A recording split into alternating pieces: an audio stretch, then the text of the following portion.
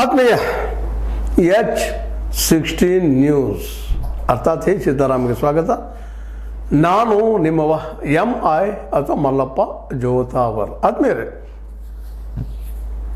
ಧರ್ಮಸ್ಥಳದ ಬಗ್ಗೆ ಈಗಾಗಲೇ BJP ಅಥವಾ ಹಿಂದುತ್ವವಾದಿಗಳು ಇದನ್ನು ಏನಪ್ಪ ಅಂತಂದ್ರೆ ಧರ್ಮಸ್ಥಳವನ್ನು ಆದಷ್ಟು ಧರ್ಮದ ನೆಲೆಗಟ್ಟಿನಲ್ಲೇ ತೆಗೆದುಕೊಂಡು ಹೋಗಿ ತಮ್ಮ ರಾಜಕೀಯ ಲಾಭವನ್ನು ಮಾಡ್ಕೊಳ್ಳಿಕ್ಕೆ ಪ್ರಯತ್ನ ಮಾಡ್ತಾ ಇದ್ದಾರೆ ಅಂತ ಸಹಜವಾಗಿ ಯಾರಿಗಾದರೂ ಅನ್ನಿಸ್ತದೆ.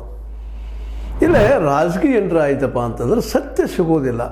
ಕಾಂಗ್ರೆಸ್ ಮಾಡಲಿ BJP ಮಾಡಲಿ, ಇವತ್ತು BJPಗರು ಅದನ್ನು ನಿಧಾನಕ್ಕೆ ಧರ್ಮಸ್ಥಳ ಚಲೋ ಅಥವಾ ಅನೇಕ ಮುಖಂಡರು BJP ಮುಖಂಡರು ಧರ್ಮಸ್ಥಳಕ್ಕೆ ಹೋಗಿ ಇದು ಅಭಿಯಾನ ಮಾಡುವಂಥದ್ದು, ಚಳವಳಿ ಮಾಡುವಂಥ ಪ್ರಯತ್ನ ಮಾಡ್ತಾಯಿದ್ದಾರೆ. ಈ ಪ್ರಯತ್ನ ಸತ್ಯವನ್ನು ಹುಡುಕುವಲ್ಲಿ ಭಾಳ ಅಡ್ಡಗಾಲಾಗ್ತದೆ ಅನ್ನೋದ್ರಲ್ಲಿ ಎರಡು ಮಾತಿಲ್ಲ. ಇವತ್ತು ಹೆಗ್ಡೆ ಅವರ ಅಪರಾಧಿ ಅಥವಾ ತಿಮರೋಡಿ ಅಪರಾಧಿ ಅಥವಾ ಮಟ್ಟೆನವರ ಅಪರಾಧಿ ಅನ್ನೋದು ಇನ್ನೂ ಪ್ರೂವ್ ಆಗಿಲ್ಲ. ಆರೋಪಿಗಳು, ಆರೋಪ ಅಪರಾಧ ಅಲ್ಲ. ಇದನ್ನು ಇವತ್ತು ಈ ನಮ್ಮ BJP ಲೀಡರ್ಗಳು ತಿಳ್ಕೊಬೇಕಾಗಿದೆ.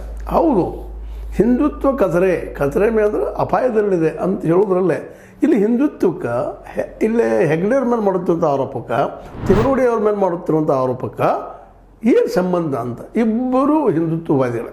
ತಿಮರೋಡಿಯವರಂತೆ ಅತ್ಯಂತ ಕಠೋರ ಹಿಂದುತ್ವವಾದಿಗಳು. ಇದರಲ್ಲಿ ಎರಡು ಮಾತೇ ಇಲ್ಲ. ಅಂದಾಗ ಒಬ್ಬ ತಿಮರೋಡಿ ಅಥವಾ ಒಬ್ಬ ಮಟ್ಟೆನವರು ಅವರು BJP ಇದ್ದಾರೆ. ಇವರು ಇದನ್ನು ಎತ್ಕೊಂಡು ಹೊರಟಾಗ ಇದು ಹೇಗಪ್ಪ ಧರ್ಮದ ನೆಲೆಗಟ್ಟಲೆ ಆಗ್ತದೆ ಅಂತ.